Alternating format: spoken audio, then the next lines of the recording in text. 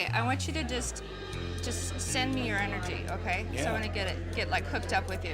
Two men walked onto the same Storage Wars auction lot, bought units from the same auctioneer, Dan Dotson, on the same show in the same year, and only one of them actually needed the money inside the box. Guess which one is still yelling about it in 2026? Dave Hester built an entire personality around a single word.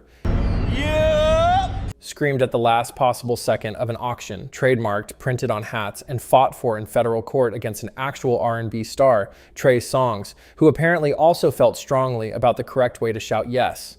Because you hit it on the head here. It's funny that you said there was something weird in here. Barry Weiss never needed a catchphrase. He needed a different vintage car every episode, and a face that silently said, "This locker and everyone in it is beneath me financially." Blowing smoke today. I will.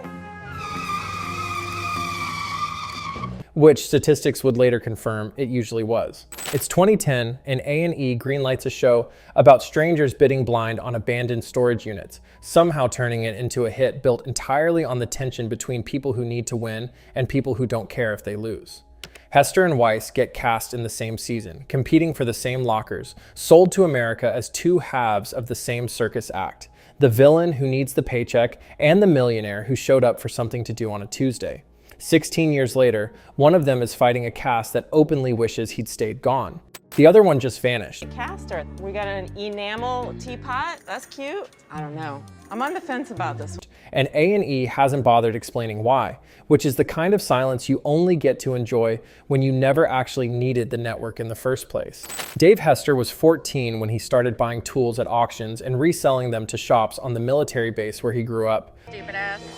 Oh, bless his heart. If brains were leather, he wouldn't be able to saddle a June bug. Running a small business before he could legally drive to one.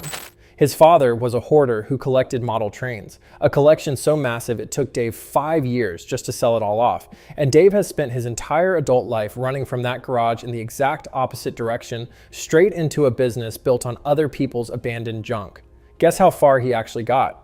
By 1992, he was a licensed auctioneer. By 2010, he owned Newport Consignment Gallery, a thrift store called Rags to Riches, and a payroll of 15 employees who needed feeding every single week, which meant that by the time cameras showed up, Dave Hester didn't need a storage locker to contain a treasure. He needed it to contain next month's rent. $1,000, Barry! Lo siento, El Nino. Barry Weiss's origin story reads like it was written by a man who has never once been stressed about money. Learn, Barry. Now, if I learn what not to do from Barry, that's still learning, right? Because it was. His grandfather started a produce company in 1938. Barry and his brother ran it for 25 years, and then Barry retired in his mid-50s, rich enough to never think about a paycheck again. He didn't audition for Storage Wars. An old friend named Tom Beers, who was putting the show together for his production company, Original Productions, at the time, called him up one night over drinks and asked if he felt like being on television. And Barry said sure, the way other people say sure to a second beer. Same season, same lockers, same auctioneer barking numbers into a microphone that neither of them actually needed to hear. Kind of host. Thanks for having it ready. Hopefully, they're wunderbar. Hester's aggression wasn't a character. It was a man doing mental math on unit price versus resale value while the cameras rolled. Weiss's calm wasn't Zen mastery. It was what happens to a man's face when losing cost him absolutely nothing. Two guys, one auction lot, and only one of them was actually gambling with anything real. See, that is made in Germany, and also here's the serial numbers. All right, and is there a maker? That imbalance didn't stay cute for long. By 2012, Storage Wars was one of A&E's biggest hits, and Dave Hester decided he'd seen enough behind the curtain to burn the whole thing down. He filed a lawsuit against A&E and Original Productions, claiming the show was rigged. Producers, he said, had planted a BMW Mini and a stack of newspapers announcing Elvis Presley's death inside lockers to manufacture drama. Weaker bidders got units paid for by the network just to stay competitive on camera.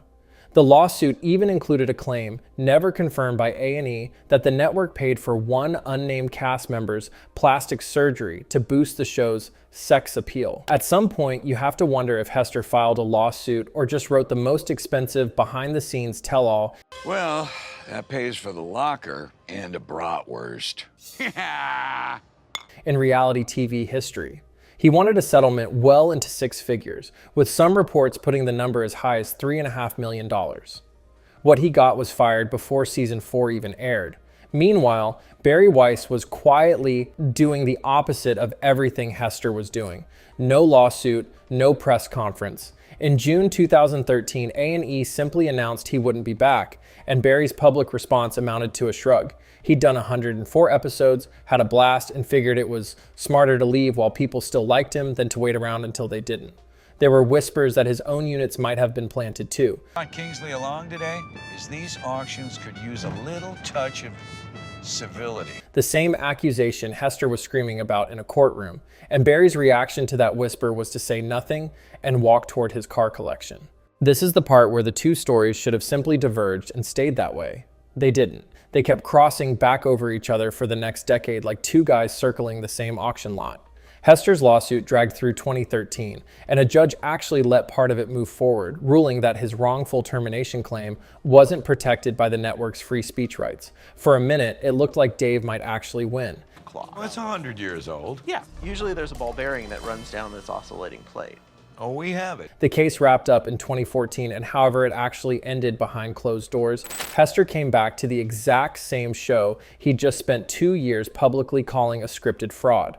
Original Productions let him back in because apparently nothing builds ratings quite like rehiring the guy who publicly accused you of criminal deception. He stayed on through season 12.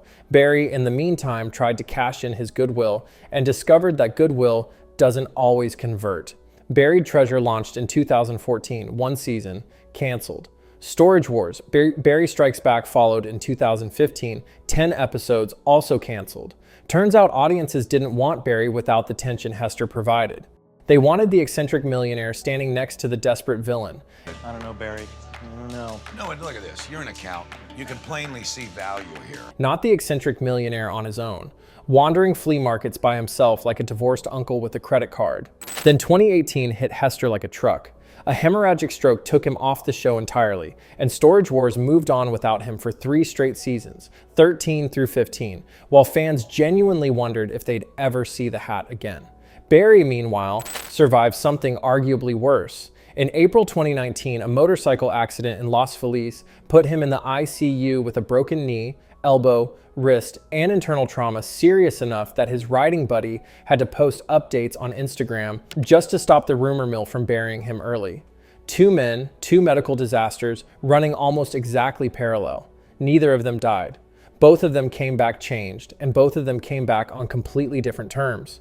Barry's comeback arrived first, and it arrived exactly the way you'd expect from a man who's never had to beg for anything. Season 14, late 2021, he rolls up in a black 1939 Lincoln Zephyr, retrofitted with a literal flamethrower exhaust, rolls down the window and asks the cast, "Did you miss me?" Like the accident was a scheduling inconvenience. He stuck around for season 15 in 2023, still beloved, still doing it entirely on his own terms. Things are a lot more valuable if you know they work. What was the safe word? Audit. Audit. Hester's comeback was the exact opposite kind of event. When he resurfaced in June 2025 for season 16, TMZ got the footage before most of the cast even processed what was happening. Renee Najoda, Ivy Calvin, and Brandy Passante turned around to the sound of that voice like it was their own personal jump scare. Original Productions posted the reaction clip themselves because nothing sells a comeback quite like your own coworkers looking physically ill to see you. Hester leaned into it. "Ah, did all my old buddies miss their pal Dave?" he asked in his confessional. Almost the same line Barry used 4 years earlier, except every single person around Hester meant it as an insult, and every person around Barry meant it as a party favor. I'm thinking about opening up a storage IRA. Well, one of the rules about having an IRA is that you have to have a real job. And here's where the two timelines split for good. Barry never came back for season 16, never came back for 17 either. No injury announcement, no farewell interview, no A&E statement, nothing. He just wasn't there, the same quiet exit strategy he used back in 2013, except this time nobody's even sure if it's a choice. Hester, on the other hand, is still standing in that auction lot in 2026, still yelling the trademarked word, still fighting a cast that would clearly prefer he'd stayed gone, because staying visible is the only move Dave Hester has ever actually known how to make. None of that happened by accident. Strip away the catchphrases and the flamethrower exhaust pipes, and the difference between these two men comes down to one number: how much they needed the show to keep existing. Barry Weiss walked onto that lot with 25 years of produce money already banked, which meant Storage Wars was never a job for him. It was a hobby that happened to be filmed. When it stopped being fun, he left. When it started being fun again, he came back on a whim, in a car with a flamethrower welded to it, because he could. Barry's segment could vanish from the show entirely, and his mortgage wouldn't even notice. Wow. Mr. Weiss, you think this is worth something? I think this might have been what we came Dave for. Hester's entire adult life, on the other hand, was built on needing every single locker to produce a profit. 15 employees, a warehouse, a business that ran on volume. You could call his 2012 lawsuit a matter of principle, or you could call it a man with a payroll to meet, gambling his own income on the belief that exposing the show would somehow leave him better off than staying quiet inside it. Either way, it didn't work out that cleanly, and Dave learned the hard way that principle doesn't cover payroll. That's the mindset gap. Here's the money gap, and it's not subtle. Barry Weiss is estimated at roughly $10 million. Hester sits around $4 million, most of it tied up in an actual operating business that has to keep performing every single week to stay afloat.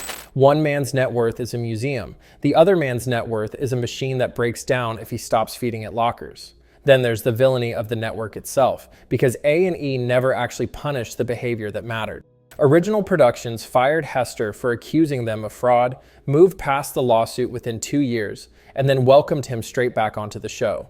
Controversy sells. Contentment doesn't. Chippendale is furniture royalty. Kingsley's already having a positive The effect. network never rewarded integrity. It rewarded whichever version of these two men produced better ratings in a given season. And Barry learned that his absence would only ever earn him silence, not so much as a phone call. And then there's plain, unglamorous timing. Hester's stroke hit him mid-business, mid-relevance, and the show simply moved forward without him for 3 seasons because it could afford to.